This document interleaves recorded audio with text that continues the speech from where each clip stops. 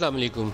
इस वक्त जिस सूरत हाल से पाकिस्तान गुजर रहा है, बल्कि पूरी दुनिया को कहना चाहिए कि इस सूरत हाल से गुजर रही है, उसमें मल्टीपल चैलेंजेस और हेल्थ सेक्टर्स के हवाले से भी हैं, इक़्तिसादी सूरत हाल के हवाले से भी हैं, आपके मुस्तकबिल को भी हैं। एजुकेशन सेक्टर, बच्चों का पूरा मुस्तकबिल दाव पे लगा हुआ है। लेकिन सबसे पहले आपको प्रायोरिटाइज़ करना पड़ेगा, और प्रायोरिटी नंबर 1 इस वक्त कोरोना का हमला है। और कोरोना के हमले से लोगों को बचना कैसे है, एहतियाती तदाबीर कैसे करनी है, इस पे इतने प्रोग्राम हमने किए हैं। लेकिन एक चीज़ जो मुझे लगता है कि उसने बहुत पाकिस्तान का नुकसान किया और दुनिया के बेशतर ममालिक का, ट्रंप साहब का रवैया देख लें। बिंग प्रेसिडेंट, शायद उसको सबसे ज़्यादा लोगों को बावर करवाना चाहिए था कि आपको बचना है इससे, और एहतियाती तदाबीर के हवाले से हुकूमती सतह पर क्या इकदाम लेने उनको लीड करना चाहिए था। लेकिन वो चाइनीज़ वायरस कह के इसका मजाक उड़ाते रहे, और सबसे ज़्यादा इस वक्त कैजुअल्टीज़ जो है, सबसे ज़्यादा अमवात जो है अमरीकियों की हो गई। बचाया जा सकता था, उनमें से कुछ हो सकता है अवॉइडेबल डेथ्स जो इस कमज़ोर पॉलिसी के सबब वो नहीं बचा सके। स्वीडन के अंदर उन्होंने कहा कि नहीं, हर्ड इम्यूनिटी की तरफ जाते हैं, खोल ने सारा कुछ। पिछले चंद रोज़ के अंदर वहाँ जो शरह अमवात है 43 पर लाख है, विच इज़ हाईएस्ट। पूरे यूरोप में किसी और मुल्क में इतनी नहीं हुई। वो लॉकडाउन भी परमानेंट सोल्यूशन नहीं है। ये बात प्राइम मिनिस्टर इमरान खान हमारे ठीक कहते हैं कि परमानेंटली लॉकडाउन सोल्यूशन नहीं है, लेकिन परमानेंटली SOP सोल्यूशन है, जिसके ऊपर हमने काम नहीं किया, और हम मिसलीडिंग स्टेटमेंट्स देकर इस इबहाम को इजाफे का सबब बने। उसके नतीजे में इस वक्त हमारे शहर भरे हुए हैं कोरोना के मरीज़ों से, हॉस्पिटल कैपेसिटी पे आ गए हैं। और चैलेंज इस वक्त यह है कि क्या हेल्थ केयर में इतने वर्कर्स मौजूद हैं, इतने डॉक्टर्स, पैरामेडिक्स हैं, जो और सर्ज आ रही है पेशेंट्स की, और 4 हफ्तों में और आएगी अभी। इस सर्ज को वो संभालने की पोजीशन में हॉस्पिटल और स्टाफ इतना मौजूद है, क्या मज़ीद हमें फील्ड हॉस्पिटल्स बनाने की ज़रूरत है? इस वक्त फैसला करना चाहिए कि आज जाएं और वो गैल्वनाइज शीट्स उठाएं, जैसे अर्थक्वेक के दिनों में हमने उस स्ट्रक्चर्स खड़े होते देखे थे, और 4 हफ्तों के अंदर वो खुली जगहों पर, सरकारी जगहें जो हैं उनके ऊपर वो फील्ड हॉस्पिटल सेटअप करें।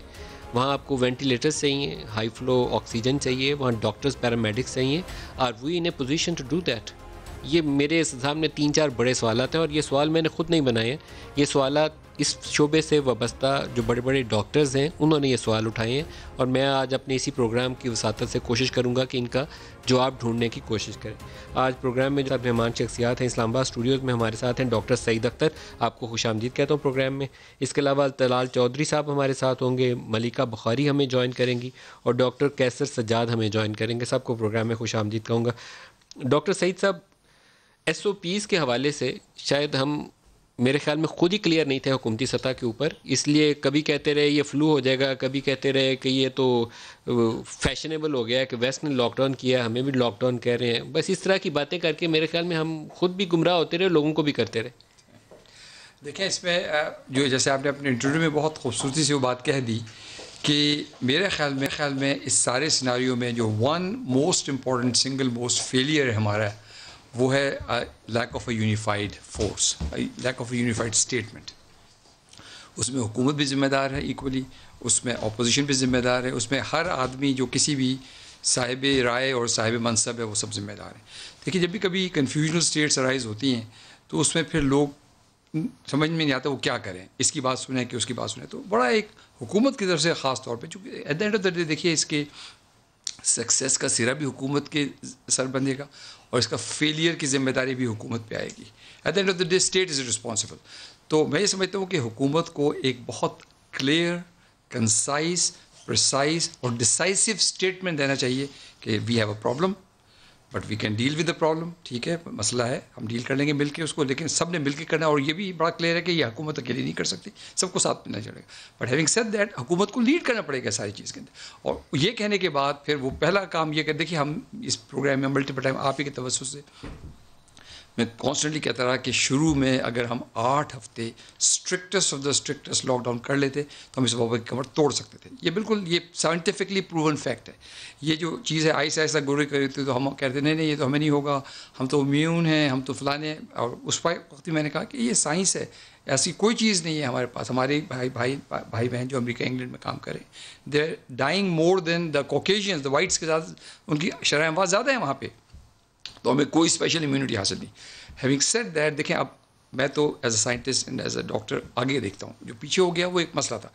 इस वक्त जो सबसे बड़ी चीज़, जो सिंगल पॉइंट जिसको आपने आइडेंटिफाई किया वो ये है कि हुकूमत को बहुत फर्म आना चाहिए इस बात पे कि वी हैव अ प्रॉब्लम, और इसका जो इस पॉइंट पे जो वाहिद सोल्यूशन है वो SOPs के साथ चीज़ों को ऑपरेट करना है। अगर वो अभी भी हमने नहीं किया तो हाँ, ये हम सेकेंड विंडो और आपकी तवज्जो से बात कहना चाहता हूँ कि जो अभी आप सर्च देख रहे हैं ये उसका अपना एक नेचुरल पाथ ऑफ ग्रोथ है जो कि होना चाहिए था आजकल के हिसाब से। मतलब इसमें मुझे कोई सरप्राइज़ नहीं है। अगर आपको सरप्राइज़ है तो इसलिए कि आप डॉक्टर नहीं हैं, मुझे कोई सरप्राइज़ नहीं। लेकिन जिस चीज़ से मैं ज़्यादा वरीड हूँ वो उस सर्ज के साथ है जो आज से 10 से 20 दिन के बाद आएगी, और वो मिक्सिंग है फायर एंड पेट्रोल का जो हमने ईद के दिनों में किया, which was totally uncalled for, बिल्कुल गैर ज़रूरी था। अगर हम कपड़े ना खरीदते तो कोई क़यामत नहीं आ जाती, कोई मौत नहीं आ जाती। तो मैं समझता हूँ कि हमें अब उसकी तैयारी करनी चाहिए, और अगर हमने आज तैयारी नहीं की तो कल हमारे हालात बहुत ख़राब होंगे। आज तैयारी वाला इशू जो है ये बहुत इंपॉर्टेंट है, और इम्पॉर्टेंट डॉक्टर सज्जाद साहब, आप कैसर सज्जाद साहब आपसे भी इसका जवाब चाहूँगा। पिछले कुछ अरसे में जो लोगों के अंदर इबहम थे, एक इबहम ये था कि ये कोरोना वायरस है भी है कि यहूदियों की साजिश है। ये बड़ा कॉमन सवाल था, इस्लामाबाद में भी पूछा जाता था, छोटे शहरों में नहीं, इस्लामाबाद शहर में पूछा जाता था, लाहौर कराची में ये सवाल पूछा जाता था कि यहूदियों की साजिश है या कोई सचमुच में वायरस है। फिर दूसरा सवाल होता था ये रिसेंटली कि जब वो लोगों को आइसोलेट करना का काम शुरू हुआ तो फिर ये होता था कि ये हॉस्पिटल में ले जाते हैं और कोई पैसा मिलता है WHO से या अमेरिका से, ये डॉक्टर हमारे उसको कोई इंजेक्शन लगा देते हैं और जानबूझ के कोरोना में डाल देते हैं। ये दूसरी बेवकूफ़ी थी। इन इबहमात को दूर करने के लिए सरकारी सतह के ऊपर एक क्लियर बयानिया वो ना आना उसमें सबब बना, और ईद शॉपिंग वाला सीज़न उसके अंदर एक इजाफे का सबब बना। लोगों ने बीवी बच्चे मोटरसाइकिलों के ऊपर 4-4 बिठाए और एक शॉप के अंदर घुस गए। 100-100 बंदा सांस लेने की जगह नहीं है, जहाँ सोशल डिस्टेंसिंग का रूह थी उसका बेड़ा गर्क हो गया उन दिनों में। और लाहौर वाला जो रिसेंटली पंजाब हुकूमत ने सर्वे कराया वो शायद फर्स्ट इंडिकेशन है कि हमारे शहरों में कितना तेज़ी के साथ ये सरायत कर चुका है। अब हमारा हेल्थ सेक्टर क्या इस पोजीशन में है कि हम इसको संभाल सकेंगे, इस सर्च को जो इजाफा देखने में नज़र आ रहा है, जो अभी है और जो आने वाले दिन है? जी, बिस्मिल्लाहिर्रहमानिर्रहीम। नदीम साहब, बिल्कुल आपने बहुत अच्छी बात की है कि ये जो सिनेरियो सारा आपने किया है, बताया है, एग्जैक्टली यही सारी बातें हैं। और कुछ इससे भी ज़्यादा बढ़ के लोग ये कहते हैं कि लोगों को मना किया जाता है कि जी आप हस्पताल बिल्कुल ना जाएं। यानी ये कि बहुत ही ख़राब सिनेरियो है कि एक आदमी डिस्निक हो रहा है, एक आदमी को सांस की तकलीफ़ हो रही है और ये कहा जा रहा है कि तुम हस्पताल ना जाओ। इसका मतलब है कि या तो वो घर पे ही मरे या रास्ते में जब बहुत ज़्यादा उसकी सांस उखड़ रही हो तो लेके जब अस्पताल जा रहे हैं तो ये मरे। लेकिन जो लोग पहुंचते हैं अस्पताल में, अब ये जो सिनेरियो डेवलप हो रहा है, ये इन हालात को कूप करने के लिए अस्पताल में जो ग्राउंड रियलिटी है वो बहुत ही ख़राब है। क्योंकि अब हम हॉस्पिटल्स ये एज पे हैं, और उससे ज़्यादा जो प्रॉब्लम हो रही है वो है health care workers. Health care workers जिस तरह से बीमार हो रहे हैं, जिस तरह से उनकी अमवात हो रही हैं, ये एक बहुत बड़ा एक प्रॉब्लम आने वाला है। क्योंकि अब ये अस्पताल के अंदर बिस्तर नहीं है, वेंटिलेटर की शॉर्टेज हो रही है। और बज़ाहिर मैंने सुना कि ज़फ़र मिर्ज़ा साहब कह रहे हैं कि अभी 50% हमारी वैकेंसी है और वैकेंट है, वेंटिलेटर भी और बेड्स भी। लेकिन जो ग्राउंड रियलिटी है कि पंजाब में मेयो हॉस्पिटल के जो MS है, उन्होंने ये बात कही कि जी हमारे पास वेंटिलेटर वाले पेशेंट्स की शॉर्टेज हो रही है। शेखपुरा के अस्पताल के MS ने ये बताया कि हमारे यहाँ बेड्स की और वेंटिलेटर की शॉर्टेज होने जा रही है। कराची के अंदर आगा खान हॉस्पिटल जो है उसने मना कर दिया है कि हम नहीं लेंगे। हमने इंडस पे पेशेंट को भेजा दाखिले के लिए, वहाँ से मना हो गया। सिविल हॉस्पिटल उसका जो ओजा कम्प्लेक्स है उसको मना किया वहाँ पर। तो गर्ज़ ये है कि बहुत प्रॉब्लम है, लोगों को किसी तरह से मैनेज नहीं किया गया, कंफ्यूज किया गया, जिसका नतीजा आज हम देख रहे हैं। लोगों को टेस्ट के ऊपर छोड़ दिया गया है कि जी प्राइवेट में लोग जाके डर के मारे प्राइवेट में कराते हैं कि जी सरकार के पास कराएंगे तो वहाँ से जो डिप्टी कमिश्नर है उनको इन्फॉर्मेशन जाती है और फिर वो पुलिस घर पे आ जाती है। तो कोई एक इशू नहीं है। कन्फ्यूजन के लिए बहुत सारे शुरू से from the very first day confusion ऐसा क्रिएट किया गया है लोगों में कि लोग जो हैं वो किसी न किसी तरीके से परेशानियों में रहे, और उससे ज़्यादा जो परेशानी रहे वो हेल्थ केयर वर्कर्स को रहे। आपकी तरफ आऊँगा, लेकिन तलाल चौधरी साहब आपसे पहले पूछ लूँ, who should be held responsible, किसको जिम्मेदार ठहराया जाए? देखिए जी मलिक साहब, एक तो यकीनन रिस्पॉन्सिबिलिटी सबसे ज़्यादा हुकूमत पे ही आनी है, क्योंकि उन्हीं की ये बनता है कि उन्हीं ने सब इंतज़ाम करना था और ज़िम्मेदारी भी उन्हीं की। मैं आपसे मलिक साहब एक गुजारिश करता हूँ, सबसे पहले तो आप जो कोरोना है पाकिस्तान, उसमें देख ले, प्री कोरोना में हमें 60 डेज़ मिले, हमने 60 डेज़ में कोई तैयारी नहीं की, बल्कि हम डिनाइल में रहे कि ये जिस तरह आपने अभी फरमाया, जैसे अब सोशल मीडिया पे शेयर किया जा रहा है कि शायद ये हमारी इम्यूनिटी बहुत ज़्यादा है, हम पर आएगा ही नहीं, अगर आएगा तो कोई मसला ही नहीं होगा, ये सब साजिश है। इसी तरह का हुकूमत का माइंडसेट था, कोई तैयारी नहीं, कोई इक्विपमेंट नहीं खरीदा, कोई डॉक्टर्स को ट्रेन नहीं किया, कोई कौम को ट्रेन नहीं किया। यानी आज कौम में अवेयरनेस पैदा करने की सबसे ज़्यादा ज़रूरत वो हुकूमत वक्त पर होती है। उसके बाद आ गया कोरोना, उसके बाद कंफ्यूजन रही स्ट्रेटजी में, लॉकडाउन करना है नहीं करना, स्मार्ट करना है कंप्लीट करना है।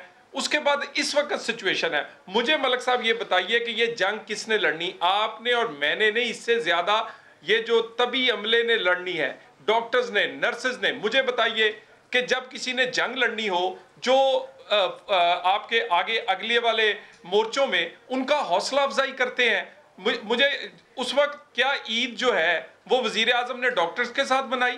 क्या इनके वजीर जो है वो दिन रात किसी शहीद के घर आपको नजर आए कि फलां डॉक्टर शहीद हुआ है, उसके घर फलां आदमी पहुंच गया है, उसके लिए फलां चीज का, फलां इनाम का, फलां तमगे का अनाउंस किया गया है? हमारे डॉक्टर डिमोरलाइज हैं, सामान आपने दिया नहीं है, स्ट्रेटजी आपकी है नहीं। मैं आपको आज अभी कहता हूं, ये मेरा कैमरा अभी बंद करें, इस गाड़ी को अभी भेजे अलाइड हॉस्पिटल फैसलाबाद, देखें किस तरह ये फज करते हैं फिगर्स को। सिर्फ इकोनॉमी की फिगर्स को इन्होंने नहीं फज किया, ये फेक फिगर्स इसमें भी दे रहे, कहते हैं हमारे पास वेंटिलेटर है। 50 से 60 मरीज अभी आपको तड़पते नजर आएंगे, उनके पास वेंटिलेटर लगाने को नहीं। वेंटिलेटर तो सुना था कि भी कम हो तो 2 या 3 मरीजों को लगा दें, एक सिलेंडर से 6 मरीजों को ऑक्सीजन दी जा रही है। लोगों को कहा जा रहा है अपना सिलेंडर खरीद लो, आप कहते हैं कि बेड है। मैं अभी आपके, ये लड़का खड़ा है आपका कैमरामैन, गाड़ी रवाना करें, जितने वहां वार्ड है वो फुल है, और आपने वार्ड खाली कौन से करवाए हैं? दिल वाले, गुर्दे वाले, जिगर वाले, यानी जो लोग वहां थे वो घर जाके मर जाएं, और इधर आपके पास इंतजाम कोई नहीं। यार खुदा के लिए, यानी ना डॉक्टर्स की हमने हौसला अफजाई करनी, ना कोई उसके लिए हमने अपने जो वो सोल्जर्स हैं उनके लड़ने के लिए किसने मुराल उसका बुलंद करना है। आए कम अज कम अभी भी मिलके, खुदा के लिए। मैं आपको एक और बता देता हूं, जड़ावाला 2 लाख आबादी का शहर है, आपने भी विजिट किया हुआ है, सिर्फ 100 से 150 टेस्ट हुए हैं उधर, और वो टेस्ट उनके हुए हैं जिनको कोरोना हो चुका है या उनके घर वालों के, और उसमें से 75 से 50% से जायद पॉजिटिव आए हैं। मेरा गांव 8500 आबादी पर है, एक टेस्ट नहीं हुआ। मेरे गांव में एक हॉस्पिटल है छोटा, वहां जो जाता है दवाई दे देते हैं, लेकिन जब सांस बंद होने लगता है तो फिर हमारे लोगों को कहते हैं अब लाइट ले जाएं, और उस वक्त पता चलता है इसको कोरोना था। यानी टेस्टिंग हमने नहीं की, स्ट्रेटेजाइज हमने नहीं किया। आए अभी भी कुछ कर लें, खुदा के लिए। इस मास लेवल पर अब फैल रहा है कि अब यकीन करें, मुझे तो लगता है, मुझे अपने आप पे शक है। ये जो क्रिटिसिज्म है इसका जवाब आपको देना। देखिए नदीम, पहले thank you for inviting me to show. देखिए नदीम, पहली बात तो ये है कि जिस दिन से 26 केसेस थे पाकिस्तान के अंदर, उस दिन से पाकिस्तान तहरीक इंसाफ की हुकूमत, वफाक की हुकूमत, वज़ीर आज़म ख़ुद, उनकी काबीना, हमारी सारी स्टेट मशीनरी इस वबा, जो एक आलमी वबा है, एक बहुत बड़ा चैलेंज है, पूरी दुनिया को लाहक है, उससे निमटने के लिए मुतहरिक हो चुके थे। वज़ीर आज़म ने NCC की मीटिंग कॉल की, सारे सूबों को एक पेज के ऊपर लेके आए, मरासला इशू, और हमने इसके तदारुक के लिए, इसकी तशख़ीस के लिए, इस वबा से निमटने के लिए गाइडलाइंस इशू की, और उसके बाद ये मसला स्टार्ट हो गया। देखें, जहाँ तक बात है कि हुकूमत वक्त ने क्या किया है, मैं कुछ हक़ाइक़ आपके सामने रखना चाहती हूँ। देखें, हक़ाइक़ ये है कि तनकीद बराए तनकीद ये करते हैं, लेकिन हक़ाइक़ ये है कि टेस्टिंग फैसिलिटी जो पाकिस्तान की इस वक्त है वो एशिया के अंदर सबसे हाईएस्ट है। साउथ एशिया के अंदर 300 पर मिलियन है और इंडिया में 161 है। इसके अलावा शरह अमवात जो है 2.1% है पाकिस्तान के अंदर, दुनिया का वर्ल्ड एवरेज 6.6% है। इसके अलावा जब हमने स्टार्ट किया टेस्टिंग करना, तो पाकिस्तान के अंदर कुछ ही लैब थे, 70 लैब इस वक्त हो चुके हैं, 20,000 से ज़्यादा टेस्टिंग कैपेसिटी बढ़ चुकी है। तो ये पाकिस्तान तहरीक इंसाफ की हुकूमत की अचीवमेंट्स है इस वबा से निमटने के लिए। जहाँ तक बात होती है लॉकडाउन की, देखिए हम कभी भी स्ट्रिक्ट लॉकडाउन के फेवर के अंदर नहीं थे नदीम, और पाकिस्तान तहरीक इंसाफ के नुमाइंदों ने 12 आपसे ये बात की है। क्यों? बिकॉज हम जानते हैं कि हमारे कुछ ज़मीनी हकायक हैं। एक तरक्की पजीर मुल्क के 25% आपकी आवाम जो है वो गुर्बत की लकीर से नीचे रहती है। 40% ये रियलिटी इंडिया में शायद जिससे ज्यादा सख्ती के साथ उसके ऊपर आते हैं। मैं एक चीज़ आपको कहूँ, लॉकडाउन सिर्फ आपको स्पेस प्रोवाइड करता है, ये कोई दवाई नहीं है कोरोना की कि आपने कोई वैक्सीन दे दिया और इलाज हो गया। लेकिन SOPs के मामले में आप लोग क्लैरिटी के साथ आगे नहीं बढ़ सके, क्लियर हेडेड नहीं है आप। पंजाब हुकूमत की स्टडी आपकी अपनी हुकूमत की स्टडी है। 15 मई को रिपोर्ट सबमिट हुई, उस दिन आपको बुनियाद पड़ जानी चाहिए थी कि हमने ये जो काम आज आपने किया है ना, हमने छापे मारे हैं, शॉप सील की हैं, मॉल सील किए हैं, ये 15 मई के उस सर्वे के बाद आपको करने चाहिए थे।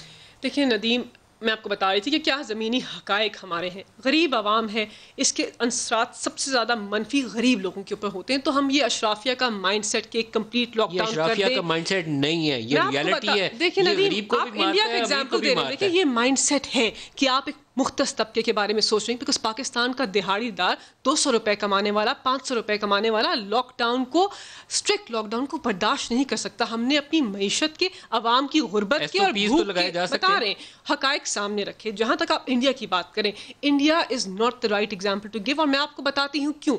इंडिया ने लॉकडाउन किया, लेकिन इंडिया के अंदर केसेस का राइज फिनोमिनल है, और स्ट्रिक्ट लॉकडाउन किया। उसके अलावा मोदी साहब ने अपनी आवाम को कहा, उनसे माफ़ी मांगी कि मैंने आपको मुश्किल में डाला। जो माइग्रेंट वर्कर्स इंडिया के अंदर गरीब आवाम सरापा एहतजाज है, वो पाकिस्तान के अंदर नहीं है, क्योंकि वज़ीर आज़म ने पाकिस्तान की आवाम को 144 अरब डिस्ट्रीब्यूट किए कैश, हिस्टोरिक प्रोग्राम। हमने अपने मजदूर तबके को भी पैसे दिए। आप उन चीजों की खुद ही शाबाशी ले रहे हैं जो आपको नहीं लेनी चाहिए। हमने देखिए, बेनजीर इनकम सपोर्ट प्रोग्राम अगर 15 साल से चल रहा है और अभी भी आप उसी का ढोल पीटे, तो आई एम सॉरी टू से, लेकिन आपको इनोवेटिव होना चाहिए था लोगों को बचाने के लिए। नदीम, आप कहते हैं हमने गंदम प्रोक्योर की, हर साल गंदम प्रोक्योर करते हैं, हम कहते हैं टैक्स रिफंड कर दिए, इसको अब छोड़ दें, 3 माह गुजर गए, move ahead. But we are telling you कि आप देख लेना, there is no clarity in your plan. Distribution हुई, हमने आवाम को 12,000 रुपए डिस्ट्रीब्यूट किए, मजदूरों के लिए पैसे मुख्तस किए, 1200 अरब का हिस्टोरिक पैकेज दिया पाकिस्तान की गरीब आवाम के लिए, पाकिस्तान के बिजनेसमैन के लिए। साथ ये बहुत मिसलीडिंग क्लेम्स हैं, मैं आपको शाबाशी नहीं इसके देता। आपने 4 माह के पैसे 3-3 हज़ार करके इकट्ठे उनको 12,000 दिए, सिर्फ उन लोगों को दिया हमने जिनको बेनजीर इनकम सपोर्ट प्रोग्राम के पैसे जा रहे थे। उससे एक स्टेप आगे अभी तक हमें बढ़ने की कोशिश कर रहे हैं। हमने उस जो डेटाबेस है उसको डिसाइफर किया, उसके अंदर और लोग भी ऐड हुए, वो डेटाबेस के अंदर से लोग रिमूव भी हुए, वो लोग जो जाली तौर पे पैसे। इससे आगे चलना चाहिए, जो हम नहीं चल पा रहे। देखिए नहीं, हम इससे चल पा रहे। हमने फिर क्या किया, हमने आवाम को कहा कि देखें ये तो इसकी, ये जो एक वबा है, इसके ऊपर क्या हकायक क्या है, कि वर्ल्ड हेल्थ ऑर्गेनाइजेशन ने कहा है कि ये एंडेमिक, जो पेंडेमिक है वो एंडेमिक में तब्दील हो सकता है। इसकी वैक्सीन जो है पता नहीं 18 महीने में आएगी, 2 साल में आएगी, हम नहीं जानते। ये हकायक है, आपके सामने है। तो हमने इन हकायक को देखकर आवाम को कहा कि देखें ये SOPs हैं, हमने जंग आपके साथ मिलकर लड़नी है, आप इन SOPs को फॉलो करें। हम वफाक की हुकूमत इन SOPs को फॉलो करवाने में अपना रोल अदा करेंगे, सूबों को भी अपना रोल अदा करना चाहिए। हमारे पास वो बयानात हैं, वो सुनवा दें जी, फिर डॉक्टर साहब से इसका और पूछते हैं आज WHO ने क्या कहा। डॉक्टर साहब, 2-3 इश्यूज हैं जिनके ऊपर शायद आप बेहतर रहनुमाई कर सकते हैं, हुकूमतों की भी और सारी कौम की भी। एक मरीज जिसको फौरी तौर पर हॉस्पिटल जाना हो, लेट्स से कि पिम्स में कैपेसिटी नहीं है और पॉलीक्लिनिक में कैपेसिटी है, तो एक सेंट्रलाइज्ड डेस्क चाहिए, हेल्पलाइन चाहिए कि 1122 को कॉल करे तो उस हॉस्पिटल में मरीज जाए जहाँ जगह है। ये कराची का इन्होंने अभी इंसिडेंट बताया, वो घूम रहा है बंदा। कराची ने कुछ किया है इंसिडेंट डॉक्टर फुरकान के बाद, लेकिन पूरे पाकिस्तान में हमें एक सेंट्रलाइज्ड अप्रोच है। हर डिस्ट्रिक्ट में एक हाई फ्लो ऑक्सीजन, ये मेरे डॉक्टर साहब ने नोट्स लिखवाए मुख्तलिफ हॉस्पिटल से कलेक्ट किए हुए, और इसमें डॉक्टर हबीबुर रहमान है शिफा हॉस्पिटल के, उन्होंने काफ़ी इनपुट दिया है इस पर। हाई फ्लो ऑक्सीजन वो दरकार है। देखिए, मैं ये कहना चाहता हूँ कि ये जो हमने टेस्टिंग की ना, वो बहुत अंडर टेस्ट किया अपनी पॉपुलेशन को। गुज़श्ता 24 घंटों में 20,000 क्रॉस किया हमने, अच्छा, तो एक शाबाशी है कि अच्छा कैपेसिटी बिल्डिंग। हमें इस वक्त कहीं ना कहीं 50,000 से लाख के आसपास होना चाहिए। अगर हमने 70 या 100 लैब्स डेवलप कर ली तो अच्छी बात है, तो लेकिन उसकी एप्लीकेशन नहीं हो रही। बिकॉज ये चीज़ हमें आज नहीं, ये जो हम बात करें ना कि 17 days after the epidemic started, prime minister, ये हमें जिस दिन एपिडेमिक इसकी मिसाल केरला की जो है हेल्थ मिनिस्टर, उसने जिस दिन ये चीज़ चाइना में हुई है उसने किया, और 35 करोड़ की पॉपुलेशन में उनकी शायद कोई 12 या 14 अमवात हैं टोटल। तो प्रेपरेशन जो एपिडेमिक की या पेंडेमिक की जो एक्चुअल रूट ऑफ डिफेंस है वो उसकी प्रिपरेशन है, वहाँ पे मेरा ख्याल है हम लोग वीक रहे। खैर अब वो पुरानी बात हो गई। अब आप आ जाएं कि अब हमें किस तरह से करना चाहिए। तो जैसे आपने कहा कि आजकल के ज़माने में ये बिल्कुल सिंपल और आसान काम है कि आप डैशबोर्ड्स डेवलप करें, और ये लाइव डैशबोर्ड्स होते हैं जिसमें एक एक अस्पताल में जैसे जैसे मूवमेंट्स हो रही हैं वो लाइव उसके ऊपर आती जाएँ, और वो मेरे पास भी होनी चाहिए, आपके पास भी होनी चाहिए, 1122 के पास टैक्सी ड्राइवर के पास भी होने चाहिए, और 1122 के पास भी होने चाहिए। This should be a very open. Emergency में एक मरीज जिसको सांस में ब्रीथिंग डिफिकल्टीज हैं उसको उस हॉस्पिटल में जाए जहां उसको बचाया जा सके। कि आज से 35 साल पहले यूएसए में जब मैं सर्जिकल ट्रेनिंग कर रहा था, तो ambulance driver by the time ही would come to our hospital, तो वॉकी टॉकी पे वो पूरे इलाके से सेंट्रल नेटवर्क के थ्रू उनको पता था कि किस हॉस्पिटल में इस तरह के ट्रॉमा लेके जाया जा सकता है, और कितने बेड्स खाली हैं और कितने आईसीयू खाली हैं। तो ये कोई रॉकेट साइंस नहीं है, ये बहुत सिंपल डैशबोर्ड्स बिल्डिंग है, और आई थिंक ये बहुत इंपॉर्टेंट है। उसके बाद फिर देखें, अब पूरे आईसीयू तो नहीं और बन सकते, तो अगर ऑक्सीजन चाहिए या वेंटिलेटर चाहिए तो क्या करें? फील्ड हॉस्पिटल सेटअप करें, क्या करें? मैं आपसे अर्ज करता हूँ कि देखिए कुछ मिथ्स हैं जो दूर होनी चाहिए। हम ये क्लेम करते हैं कि हमने बहुत सारे वेंटिलेटर्स ले लिए तो उन्होंने बहुत बड़ा तीर मार दिया। देखिए मैं एज ए ट्रांसप्लांट सर्जन 35 साल से अपना आईसीयू खुद मैनेज करता हूँ। आई अंडरस्टैंड, एक तरफ मैं एपिडेमियोलॉजिस्ट हूँ जो बेसिक पब्लिक हेल्थ का नॉलेज है मुझे, दूसरी तरफ मैं टर्शियरी केयर में एज अ ट्रांसप्लांट सर्जन काम करता हूँ, तो मुझे आईसीयूज़ का नॉलेज। देखिए ICU is a very complex phenomena. उसमें सिर्फ वेंटिलेटर तो एक छोटा सा कंपोनेंट है उसमें ब्लड गैस मशीन, उसमें किसने मैनेज करना है, किसने ट्यूब डालनी है सांस की, किसने कब निकालनी है, वेंटिलेटर के पैरामीटर्स क्या होंगे। और मेरे वो दोस्त जो अमेरिका में और पाकिस्तान में 35 साल से काम कर रहे हैं मलिक साहब, वो ये कहते हैं कि डॉक्टर साहब हमें सारी ज़िंदगी ये काम करते हो गई, हमें समझ में नहीं आता कि हम इनको मैनेज कैसे करें इन पेशेंट्स को, because these are very different patient, very difficult to manage.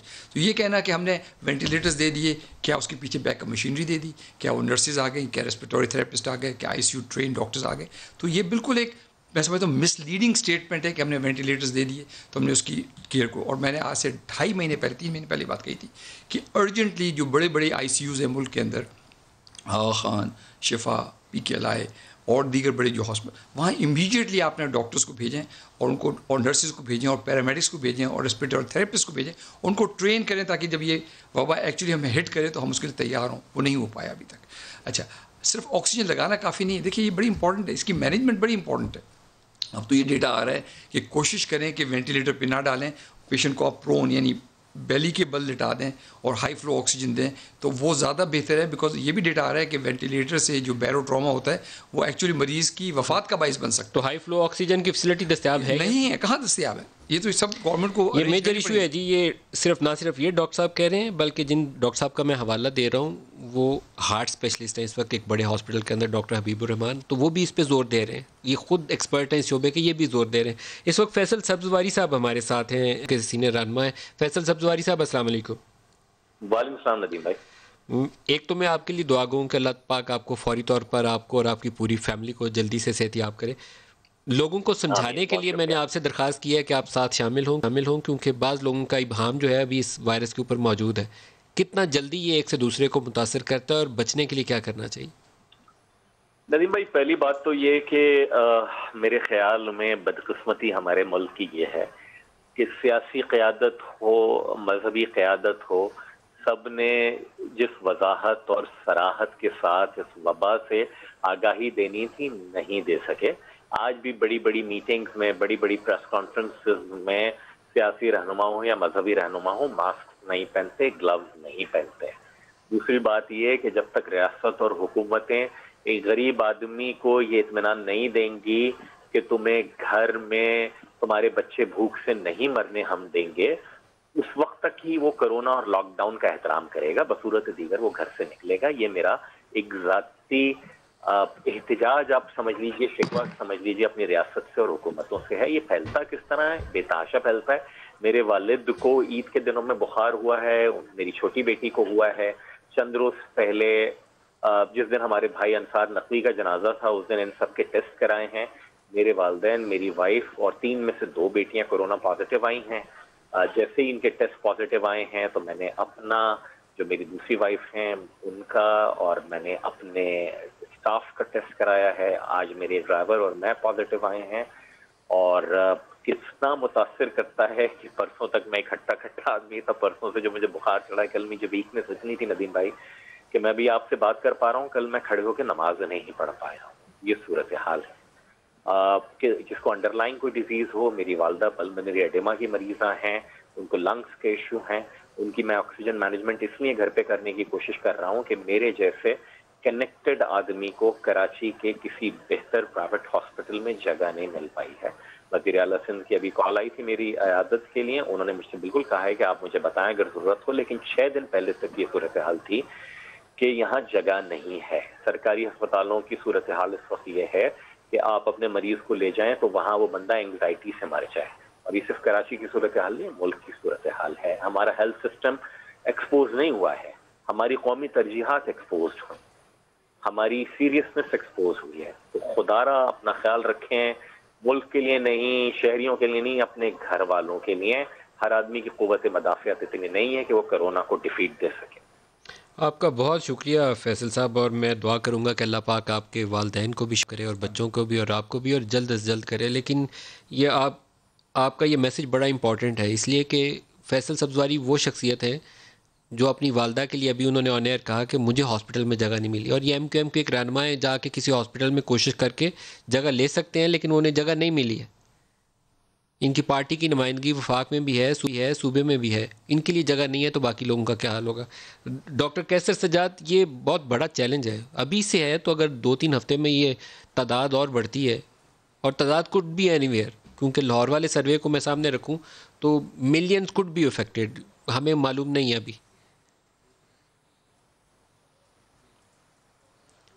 जी ये देखिए, एक तो मैं बहुत आपको, आपकी टीम को अप्रिशिएट करता हूं कि आपने ये फैसल सब्ज़वारी की कमेंट्स सुनवाएं, ताकि लोगों को पता चले कि हम या हमारे तरह जितने भी डॉक्टर्स हैं जो ग्राउंड रियलिटी बता रहे हैं कि इस वक्त हॉस्पिटल के अंदर जो कैपेसिटी है उसका क्या हाल है। और एक तरफ जो आपने लाहौर की बात की है कि 6 लाख और 70,000 के करीब ये सारी चीज़ें जो कोरोना पॉजिटिव है, यही हाल पूरे शहर, हमारे दूसरे शहर का भी है। और मैं ये समझता हूँ कि मलिक साहब कि ये जो हमारा रवैया रहा, जो हमारा इसको मैनेज करने का तरीक़ेकार रहा, वो बड़ा गलत रहा, जिसकी वजह से आज हम ये चीज़ देख पा रहे हैं। मैं समझता हूँ कि देखिए, तमाम लोगों को मैं सुनता रहा हूँ टेलीविज़न पे, दूसरी जगहों पे, अभी इस पोजीशन में है कि नई इंडक्शन जो फ्रेश ग्रेजुएट्स की करके या कुछ लोगों को ट्रेन करके इस मौके से, जो 3-4 हफ्ते का अभी भी अगर टाइम है हमारे पास, आई एम नॉट श्योर कि कितना होगा, लेकिन वो अगर टाइम है तो उनमें और इंडक्शंस की जाएँ। फ्रेश जो MBBS बच्चे करके हैं उनको कुछ को ट्रेन किया जाए, या ऑलरेडी मौजूद स्टाफ को ट्रेन किया जाए।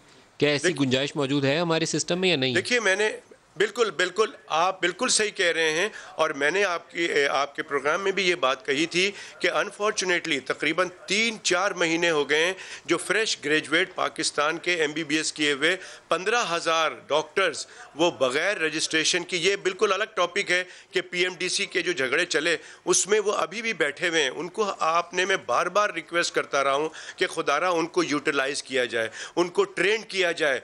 वो जो डॉक्टर्स बने हुए हैं, बल्कि UK के अंदर जो लोग फाइनल ईयर में जो पढ़ाई कर रहे थे, जो अपने एग्ज़ाम की तैयारी कर रहे थे, उनको ग्रेजुएट कर दिया गया, उनको MBBS दे के उनको ट्रेन कर दिया गया, उनको हॉस्पिटल्स में ड्यूटी करवाया जा रहा है। लेकिन पाकिस्तान में जो डॉक्टर्स बन गए हैं उनको ना रजिस्टर किया गया, ना उनको यूटिलाइज़ किया गया। तो मैं अभी सईद ने बहुत अच्छी बात की है कि हम हमेशा देखते हैं कि एट द 11th आवर हम आकर वो चीज़ों को मैनेज करने की कोशिश करते हैं। ये देखें, अभी आपके पास टाइम है, जो ईद में और जो रमज़ान के अंदर जो भी कुछ हुआ है उसका अभी आगे और कुछ आना है, तो आप अभी से क्यों नहीं तैयारी करते हैं? हम ये सिर्फ इस बात पे क्यों रहते हैं कि जी ये बहुत ही इनएफेक्टिव वायरस है, अभी कुछ भी नहीं नहीं होगा, आपको अभी से तैयारी करनी है। तलाल आपको चौधरी साहब, बेड सियासी के क़यादत जो है स्टेटमेंट उसका भी बढ़ाने एक हैं, रोल है, बेड के और वेंटिलेटर्स शायद को अगर बढ़ाने आपको हैं। वो बयानात अगर इमरान खान से सुनने में नहीं मिले तो हो सकता है कि वो बयानात आपकी जमात ज़ोरों शोर से देना शुरू कर दे कि यही SOPs हैं, इसको फॉलो करना है। फ्लोर ऑफ द हाउस बोलें, पंजाब असम्बली में बोलें, अपनी तकरीरों में बोलें, तो लोगों तक वो बात, वो मैसेज कन्वे होना शुरू हो जाए। प्रेशर बिल्ड करें कुछ चीज़ों की इन्फोर्समेंट। देखिए, मैं समझता हूँ कि तमाम लोगों को तलाल चाहिए, चौधरी साहब, तमाम पॉलिटिकल पार्टीज, तमाम रिलीजियस पार्टीज, सबको चाहिए कि इस वक्त मिल के एक कोरोना के लिए तलाल चौधरी काम करें, तो ही हम इस पे जी सॉरी अपना मलिक साहब, गुजारिश ये है कि एक तो मैं कम से कम आपने जितने शोज़ किए हैं और जितना टाइम इस वबा और इसकी आपने अहमियत को देख के लगाया है, नहीं तो या तो हमारे यहाँ बहुत बेहतरीन तरीका है, कभी नैब की कार्रवाइयाँ, कभी मियाँ नवाज शरीफ की तस्वीर दिखाकर प्रोग्राम। ये देखिए, हमारी प्रायोरिटी सेट करती है। सुबह सुबह हुकूमत की वजीर कोई उठता है, कोई ट्वीट ऐसी डाल देता है, हम सारा दिन उसका फिर मजबूरन जवाब देते हमारा गुजर जाती है। आपने बिल्कुल बजा कहा है कि मुझे वो सारा दिन लगाना चाहिए था कि मैं बताऊं कि फेस मास्क ज़रूरी है, हाथ धोने ज़रूरी है, सोशल डिस्टेंसिंग ज़रूरी है। और ये बिल्कुल हमने ये पूरी कोशिश की, हम अपने जो मीटिंग्स हैं उसमें भी ये कोशिश करते हैं, और इसकी अहमियत अपने हलकों में हमने इश्तिहारात, सोशल मीडिया ये किया है, और राशन की तकसीम बाकी सब। मगर कौमी लेवल पर इस चीज़ को ऑन बोर्ड और इसकी अहमियत जो है वो हुकूमत के बगैर नहीं हो सकती। और एक मलिक साहब अहम बात, चले कुछ नहीं किया, आप अभी बार बार सवाल एक पूछ रहे हैं, बहुत अहम बात, कि नए इंडक्शन डॉक्टर्स की हो सकती। और भाई जो पुराने हैं उनका हौसला बुलंद करें, पता चले कि स्टेट उनके पीछे खड़ी है। कोई अपनी जान पे कब खेलेगा? उस वक्त ही खेलेगा ना जब पता उसे चलेगा कि वो कौमी हीरो होगा अगर उसकी जान इसमें चली गई, स्टेट उसके पीछे खड़ी हो, स्टेट नजर आए कि उसकी इस वक्त प्रायोरिटी जो है वो हेल्थ के ये लोग हैं जो कि अब फ्रंट लाइन पे लड़ रहे हैं। लेकिन हम अपनी ये प्रायोरिटी कैसे बनाएंगे? ये प्रायोरिटी हुकूमती, वजीर आला, वजीर आजम, वुज़रा, जब तक इसको प्रायोरिटी बनाकर नहीं करेंगे तो हमारी जो हेल्थ में काम करने वाले हैं वो भी डिमोरलाइज हैं, जो अभी कर भी रहे हैं वो भी मजबूरन कर रहे हैं, नया आने तो दूर की बात है। सो मेरा ख्याल है अभी भी एज ए कौम, खुदा के लिए एक दूसरे को हराते हराते, एक दूसरे को पकड़ाते छुड़ाते हुए एज ए कौम हम एक्सपोज ना हो जाएं कि हम इतने बड़े। अभी मेरी बहन कह रही थी कि देखें जी हमारी टेस्टिंग बड़ी ज़्यादा है, हमारी फलाने मुल्क से ज़्यादा है, फलाने रीजन से ज़्यादा है। ये भी मेरी बहन फरमा दे कि हमारी टेस्टिंग में जो परसेंटेज पॉजिटिव आने की है वो दुनिया भर में तकरीबन सबसे ज़्यादा है। 24-25% लोग पॉजिटिव आ रहे हैं जो कि सरकारी टेस्टिंग हो रही है। सो ये टेस्टिंग करते ही चाहते हैं जब सारे सिम्टम्स उस बेचारे में आ जाते हैं। सो आए मिलकर करें, हमने तो पहले भी अपना आप ऑफर किया है, हम अब भी ऑफर कर रहे हैं कि आए मिलकर करें। ये सबका मसला है, ये किसी एक का मसला नहीं है।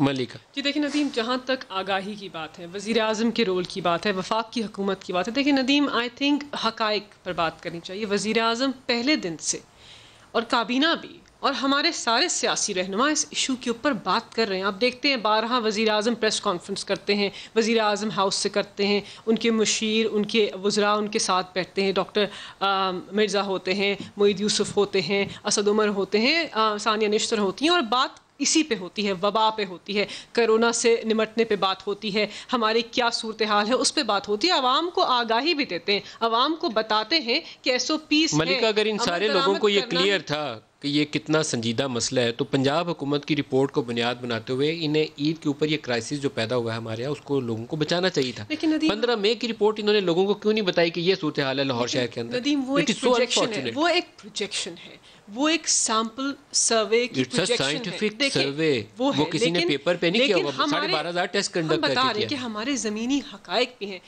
जहाँ तक आप बात करते हैं लॉकडाउन की, मैं लॉकडाउन की बात ही नहीं कर रहा, मैं तो कह रहा हूँ कि SOPs इन्फोर्स करें, सोशल डिस्टेंसिंग इन्फोर्स करें। हम कह रहे हैं, हम आवाम को कह रहे हैं कि समाजी फासला रखें, अपने हाथ धोएं, अशद ज़रूरत हो तब घर से बाहर निकले और वो लोग देखते हैं जिनको ज़रूरत है, जिन्होंने कमाना है, जो वनरेबल हैं, जो गरीब हैं, जो नौकरी पेशा हैं, जो मजदूर हैं, उन लोगों को कहा है कि आप घर से बाहर। लेकिन लोगों को ये हम मैसेजिंग कर रहे हैं और एक बड़ी आगाही मुहिम मिनिस्ट्री ऑफ हेल्थ चला भी रहे हैं और 12 चला रहे हैं और लीडरशिप कर रहे हैं ये काम।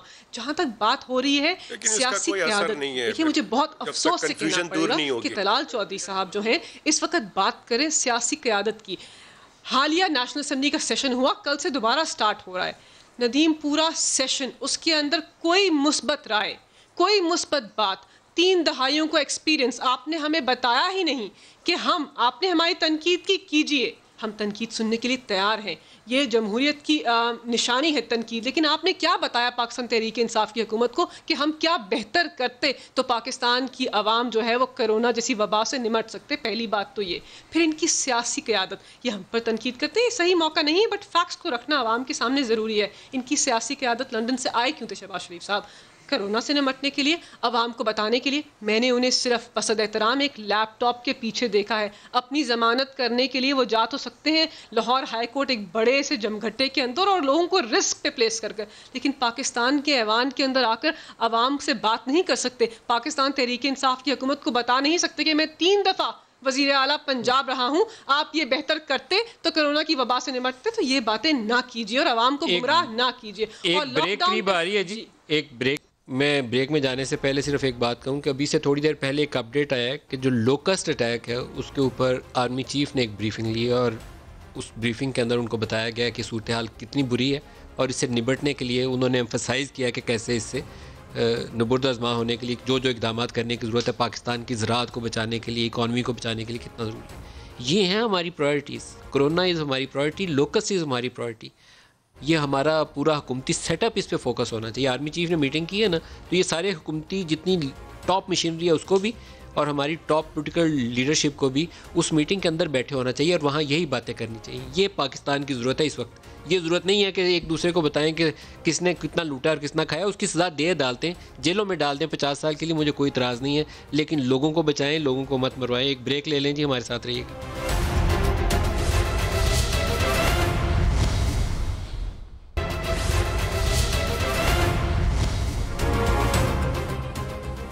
Welcome back. Doctor Saeed Akhtar sahab, अभी आप जो तिबी अमला है उसकी हिफाजत के ऊपर जोर दे रहे थे कि बहुत काम करने की ज़रूरत है, कुछ रोशनी डालिएगा। जी देखिए, बात ये है कि इस वक्त हमारे जो बच्चे बच्चियाँ जो हॉस्पिटल में काम कर रहे हैं और जैसे कैसर ने कहा कि और लोगों को इंडक्ट करें, तो ये फ्रंट लाइन सोल्जर्स हैं। तो एक तो हमें उनको पर्सनल प्रोटेक्टिव इक्विपमेंट देना है जो अभी भी एज ऑफ टुनाइट डिफिशिएंट है। गवर्नमेंट तो क्लेम करती है कि हम सबको दे रहे हैं, लेकिन दैट्स ग्राउंड रियलिटी। मेरी दिन में 10 दफ़ा लोगों से बात होती है, वो नहीं मिल रहा। वो कहते हैं एक ही मास्क को दोबारा यूज़ कर लें वगैरह वगैरह। लेकिन उससे भी ज़्यादा जो कंसर्निंग चीज़ है वो है physical protection of this kids. ये हमारे बच्चे बच्ची हैं, स्टेट की जिम्मेदारी है कि उनकी हिफाजत करें। हमारे बच्चे बच्चियों को हरासा किया जा रहा है, उनको फिज़िकली मारा जा रहा है। तो देखिए, मुझे पर्सनली बच्चियों ने कहा है कि हम रिज़ाइन कर देंगे क्योंकि हम ये रिस्क नहीं ले सकते कोई हमें मारे। स्टेट के, मैं कहता हूँ आप सलूट ना करें डॉक्टरों को, अच्छा ना कहें डॉक्टरों को, लेकिन उनको फिज़िकल प्रोटेक्शन ये स्टेट की जिम्मेदारी है। अगर आपने सोल्जर्स में ये इनसिक्योरिटी पैदा कर दी कि वो उधर, देखिए आपको यू हैव टू अंडरस्टैंड कि जब हम लोग काम करते हैं और हमें काम करने में कोई इतराज़ नहीं है, तो ये बहुत स्ट्रेसफुल एनवायरनमेंट में काम होता है। मतलब अगर मैं आपको कहूँ कि आप ये N95 पहन के और 12 घंटे की शिफ्ट करें, bye the time you reach home आप एग्जॉस्ट हो चुके होंगे, चूँकि उसके अंदर इतनी कार्बन डाइऑक्साइड जमा हो जाती है कि आप इसके सर में दर्द शुरू हो जाता है। फिर पेशेंट आपका क्रैश कर रहा है, एक पेशेंट है उसको इंट्यूबेट कर रहे हैं, किसी के चेस्ट कंप्रेशंस करें, मतलब एक बिल्कुल जंग का समा होता है अस्पताल के अंदर के हालात में, और आप अपनी बेस्ट कोशिश करते हैं, उसमें लोग मरेंगे भी।